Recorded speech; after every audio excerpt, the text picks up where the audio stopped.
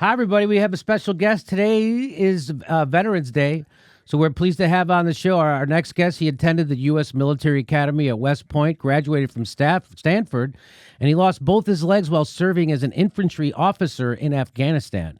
He is a prominent defender of Colin Kaepernick and the rights of protesters taking a knee during the anthem. He now serves as a fellow at the Eisenhower Media Network, a group of anti-war veterans telling the truth about war. He's a retired U.S. Army infantry captain. Please welcome Dan Brzezinski. Hi, Dan. Thanks for coming on the show. Hey, Jimmy. Thanks for having me. So today is Veterans Day, and anti-war voices are always silenced in the mainstream media. Now, you wrote articles calling for an end to these wars from someone who served and who continues to be involved with military matters. In your opinion, why is America still fighting these endless wars? Man, I think it's a complicated answer. In the most simplest terms, America is fighting these wars because, as a national identity, we don't know how to do any differently.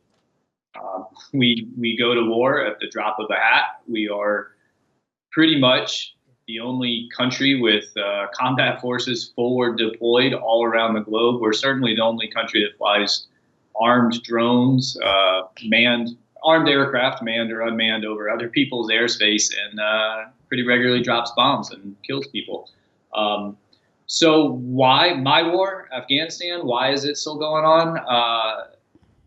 In the most simple terms, and we can get into it more, but in the most simple terms, it's still going on because the Pentagon is the Department of Defense, the Department of War, and they like to fight wars. They don't want to say no. There is definitely a yes, we can attitude. And then probably most importantly, our elected officials, to include various White House administrations, do not want to be the administration that either loses a war or gives up or says, the juice is not worth the squeeze and we're going to do something differently. So it's just what we do as a nation, unfortunately.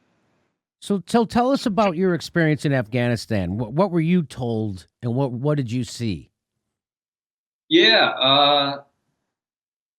So I graduated college 2007. I wanted to be an infantry officer because I wanted to serve in the Army. We can talk about that, but I wanted to be an infantry officer because to me it was leadership distilled down to its most basic form. It was working as a team in tough physical conditions, leading soldiers, getting them to earn your trust, and once you had that trust, getting them to follow lawful orders. In Afghanistan, I arrived early in July of 2009. Hit the ground running. We were in the southwestern part of Kandahar, traditional home of the Taliban. Had not had much of a NATO presence there, from what I understood in the years before we arrived. And on the very first patrol, started making contact with the enemy. And then after just a couple of weeks of patrolling and sporadic firefights here and there, I stepped on the trigger of an IED on August 18th. Before I stepped on my bomb, I lost one of my soldiers, Specialist Jonathan Yanni, who's my forward observer, was killed right next to me earlier in the day, also by an IED, and a sister platoon about a kilometer away from us lost their point man, Sergeant Troy Tom, was also killed when he stepped on an IED. So my experience was brief and fairly intense. And so tell me, like, how do you what's the kind of psychological process that goes through? I can only imagine. How do you reconcile that being volunteering, having that happen to you, and then you becoming anti-war? What was that process like? Yeah, it's certainly an evolution, and let me clarify. I don't know if this matters too much. I'm anti-forever wars. I'm anti our country's brand of war. There are just wars on occasion, and sometimes violence is necessary in this world. I am anti us occupying other people's countries, whether the ostensible reasons are good or not, our intentions are good or not, for coming up on 2 decades now in Afghanistan. That's what I'm anti. My mentality evolved. evolved. I am not without blame. I'll be first to admit I wanted to be an Army officer. I was a high school senior when 9/11 occurred. I had already submitted my application to West Point, or was building the application, wasn't intending to send it. So I wanted to be an Army officer, and I trusted that our government, the shining city upon the hill, would choose to utilize me properly, which is kind of how we're taught, right? America fights wars of necessity. And I saw a lot of personal value in becoming an Army officer, and I was willing to serve. And there was a trade-off, obviously. So that's why I entered the military. What did I see in Afghanistan? I went to Afghanistan in 2009. I was fully aware that it was 8 years after 9/11, which was our reason for being there in the first place. I was not ignorant of that. I went to Afghanistan thinking, this is a dumb war, this is a waste of resources, but we are sending 18-year-old privates to war. We're telling them that this is a just war, and those privates need to be led, and they need to be led by good leaders. And I thought, well, if we're going to send our soldiers to war, I'll be one of those leaders, and I'll go with them, and I'll see it firsthand and see what it's like. And I did. And so you wrote a nation that loves going to war. We are a nation that loves going to war, but we are not a nation that wants to debate going to war, right? Yeah, absolutely. So why do you think that is? How can you kind of get get a conversation turned on? Because there never is a conversation. The conversation is that the most recent was Syria, and Assad is a bad guy because he gasses people. And he kills people with gas. I guess he killed 50 people with gas. So then we were supposed to go bomb them. And I knew this was, it was obvious what was happening. The military-industrial complex was trying to bait the United States and giving it a pretext into going to war. And it almost worked. Trump did actually bomb them a little. It's just but no one, so we told the truth about that here on this show. And we got smeared by CNN, other news outlets, the Democratic Party. Everybody tried to smear because we were telling the truth about the war, which that happens, right? If anybody who tells the truth about a war, they're immediately smeared by the machine that does that. So it just doesn't seem. So how do we get a debate about that, and how can people who are telling the truth about war have a better platform in this country? Yeah, well, what I meant when I wrote that America is a country that loves to go to war but is not much for debating it is, look at our current ongoing forever wars. We never declared war. I believe we haven't declared war since World War II. Vietnam, any of the interventions since then, Korea, certainly Iraq and Afghanistan, there was no declaration of war. Congress has abdicated its duty to debate the merits, the pros and cons of a war, and then duly authorize the executive branch, but our country, generally speaking, to go to war. Instead, we have turned the application of force over to the executive with hardly any checks. And what you just mentioned about telling the truth in war, I think is a symptom of a national trait that we have, which is it is much easier to feel proud and quote unquote patriotic about cheering for the troops, recognizing their sacrifice, and sending them off and welcoming them back. That is fun, it's uplifting, and it's unifying, ostensibly. And it is much more difficult to say, stop. We're going to risk our people's lives to hopefully kill other people and take their lives. Is this all worth it?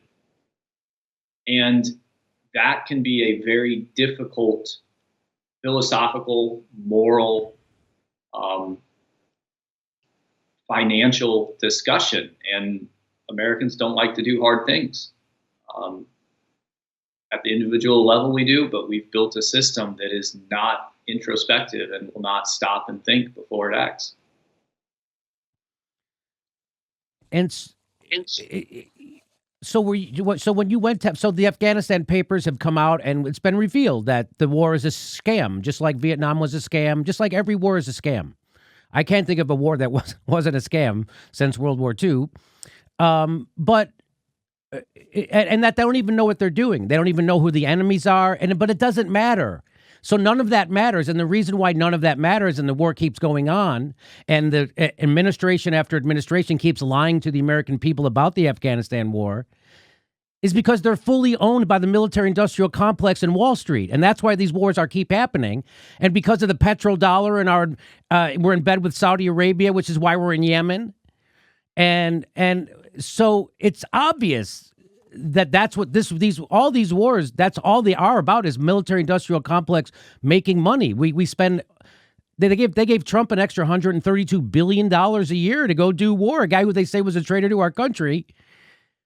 So how do we get people to realize that all of these wars we're fighting in right now are just garbage for-profit wars, and the slaughter of people are just seen as profit motive for American corporations? It's the $1 trillion question, I suppose. We are the wealthiest country in the world. We possess the best technology, a huge population, a very defensible homeland that we don't really have to worry about defending in any meaningful way. And we can afford it. In the most simplest terms, we can afford it. You're absolutely right. The defense contractors, the defense industry, the companies that literally make these bombs and make the bullets are interwoven in our economy. We're all well aware that, the F-35 fighter plane that the Air Force flies, for instance, is composed of thousands of parts that are spread all around the country. The manufacturing base is spread all around the country, which means that there are American manufacturing jobs all around the country. And jobs are great, but these jobs rely on producing the machinery of war. And when you have a bunch of toys stored up or a bunch of tools in your garage, you're going to want to use them. So we can afford it. And then, probably just as importantly, the cost is relatively low. I got both my legs blown off, and Jonathan Yanni got killed in an instant right next to me. And the cost to his family is priceless. And the cost of me losing my legs is pretty freaking annoying a lot of the time, although I've turned out pretty well. But at the end of the day, we have more than enough young men and women, and I was one of them, that are willing to sign up and volunteer and go fight these wars. So a major contributor to the problem is that we have an all-volunteer force that is actually treated incredibly well, both from the government side and just the support and adoration of the nation side.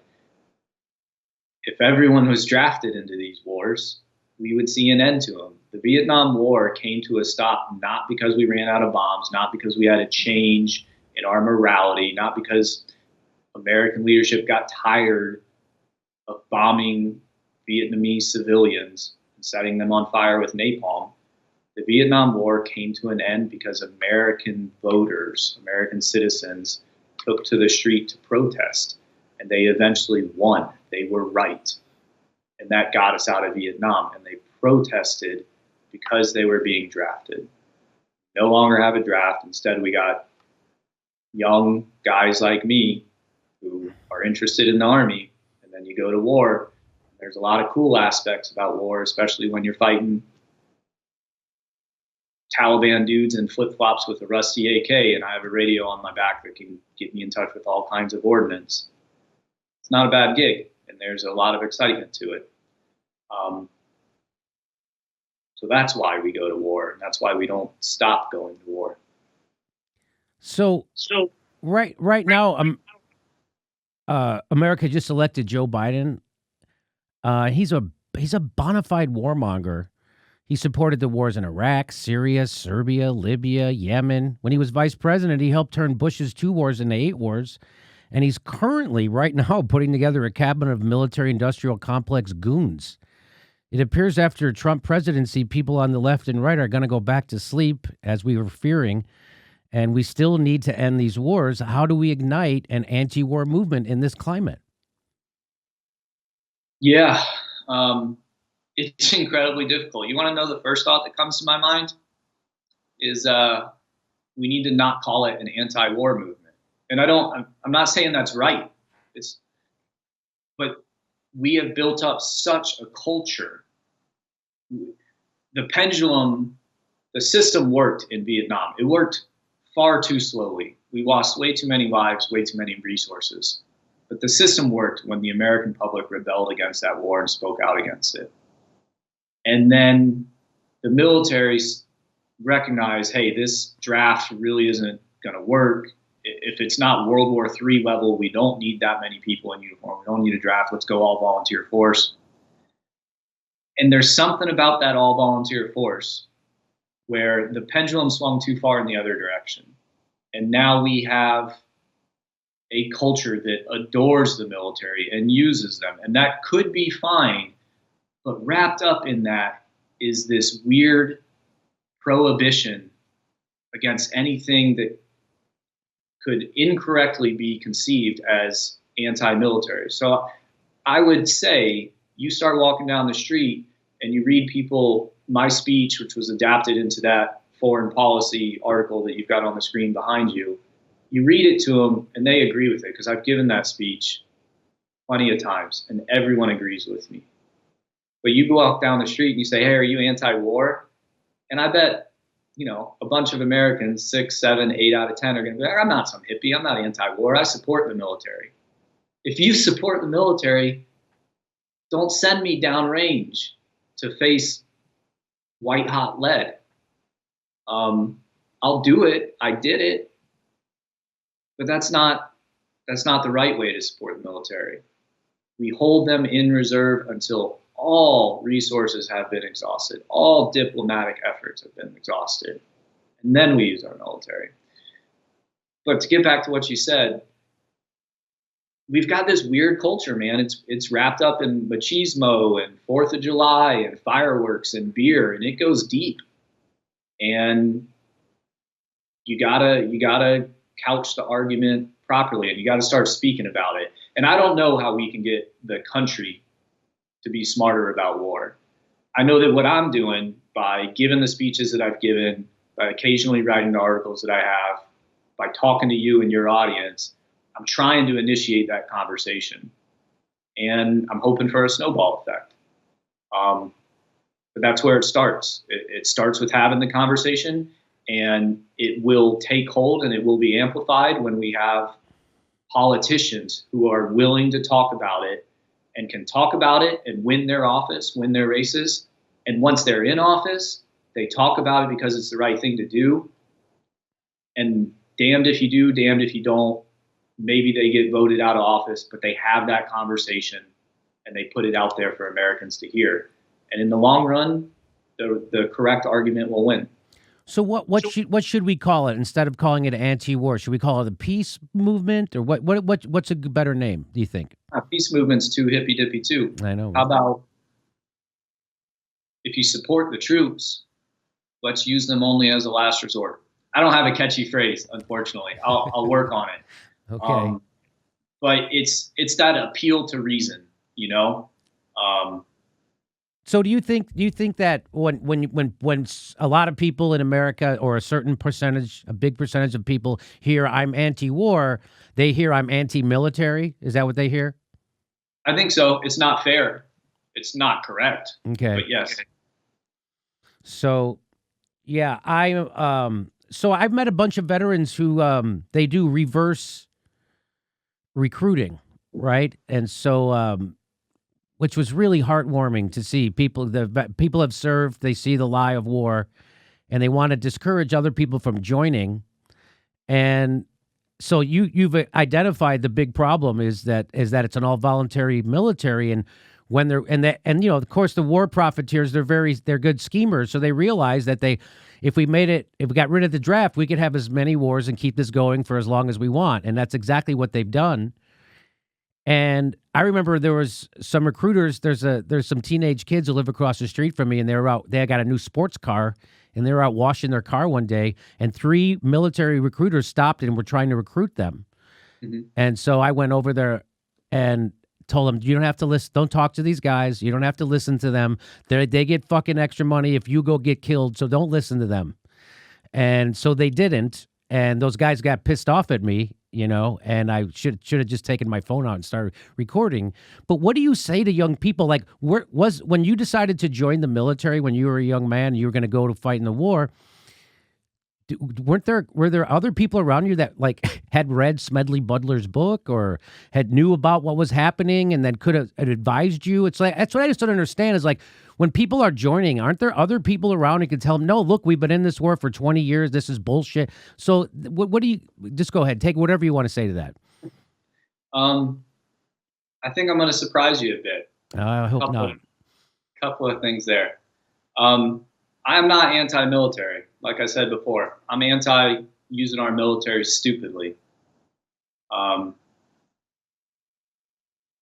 military, unfortunately, offers the best opportunity for a large chunk of America's middle and lower class population to climb up a rung or two on the socioeconomic ladder.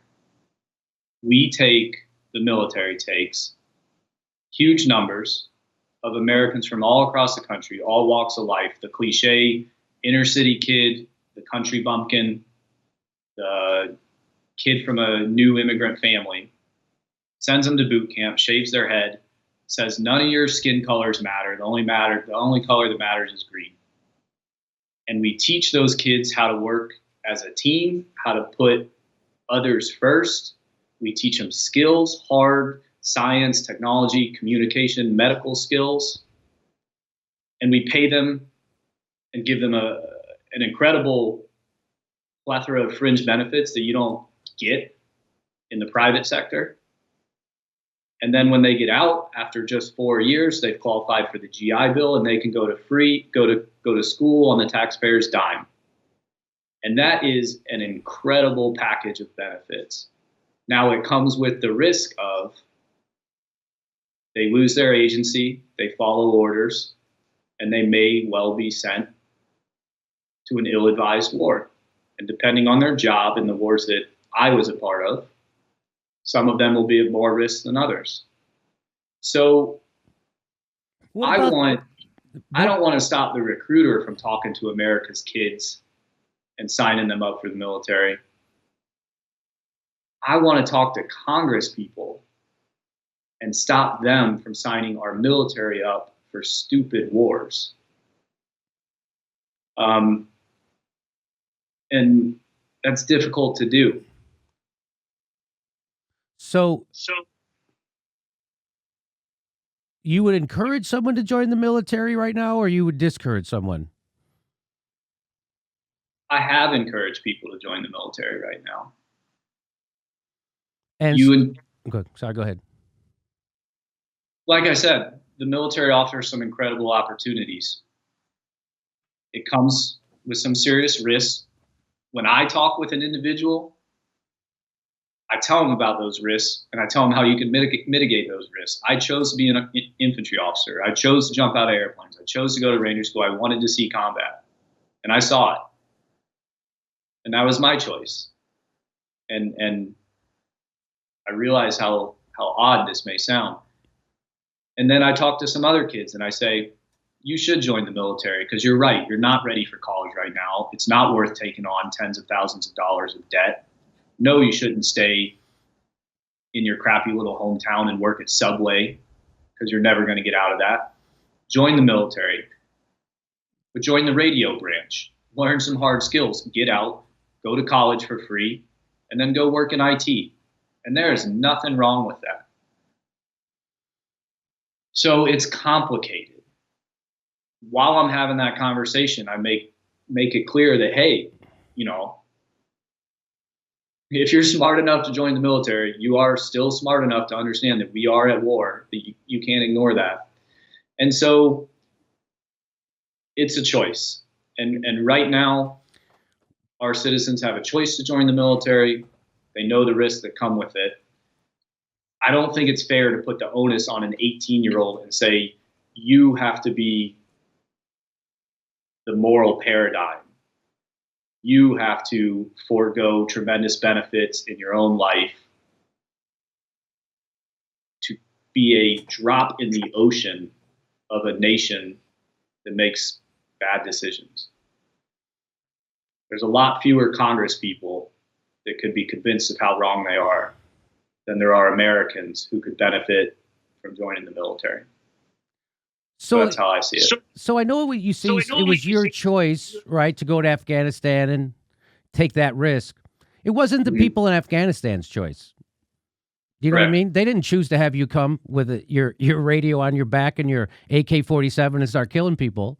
So that's kind of a privilege that Americans get to have. And so this idea that I'm going to go kill other people because I might get a college degree might sound a little tin-eared to some people. Do you know what I mean?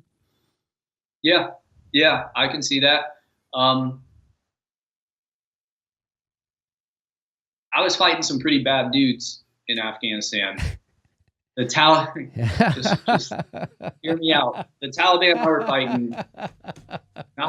Where were you fighting them? Where were you fighting them? Where were you fighting them? In the Arghandab River Valley. In Afghanistan? They weren't over here? They weren't over here? Yeah, no, I hear you. I hear you. So who's the worst guy? Who's the worst guy? Who's over there to kill people for a profit, or someone who's trying to defend their own country? Who's the worst guy? I think we are in that case. Okay. Yeah. So that kind of takes your argument out. But this is I can't tell you, this is the most discouraging anti-war interview I've ever done. Here's the weights on the moral scale, and here's what the soldiers think on the ground, right? Again, these kids who have signed up for the many reasons that they do, the Taliban poverty. That we were fighting, people join the military because of poverty. And you're saying that that's a good solution instead of having a government that actually gives them an education. That's the solution, not so they join a bunch of for-profit murderers to go to another country that can't defend themselves and murder people so they could go to college. No, because it's not a zero-sum situation. I'm not saying that the government should only provide these benefits through the military. I would love it. I would love it if there was a form of national service that was not at all military related, where you could learn these skills, where you could work with other Americans from around the country and prepare yourself for life after that and get all the benefits. Of course, I want a government that provides universal health care for everyone. I want taxpayer-funded education that is affordable. I want all of that.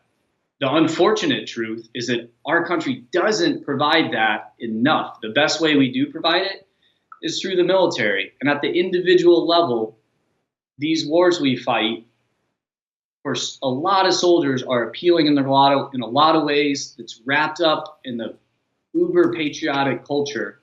And altogether, that creates a stew that gets this country trapped in these forever wars that have some threads of truth and justice in them, but are vastly overshadowed by the injustice. And an example of that would be the thread of truth that, my soldiers get told, hey, we're going to be fighting some people who are trying to kill you, and that's terrible. But on a different day of the same week, we're going to be building a school for these children. We're going to be building a women's clinic and defending it from the Taliban, who do not want there to be a women's health clinic anywhere in their town or in their country. And at the individual instance, there's some nobility there and there's some worth there. But it is vastly outweighed, in my opinion, by the stupidity of this country occupying someone else's country for years at a time. With all due respect, the cost is with all due respect, it's not stupidity. That's just insulting. It's not stupidity. It's an evil, on purpose plan for money, for trillions of dollars in profit. It's not a stupid mistake. Afghanistan is not a mistake. Libya was not a mistake. Syria was not a mistake. Yemen is not a mistake. These aren't stupid. These are planned out, thought by war criminals on how to extract profit out of murdering people with the most sophisticated military the face of the earth has ever seen. This isn't stupid. This is on purpose. Evil that's being inflicted around the world for profit. I understand why you feel that way. I think that's a drastic oversimplification.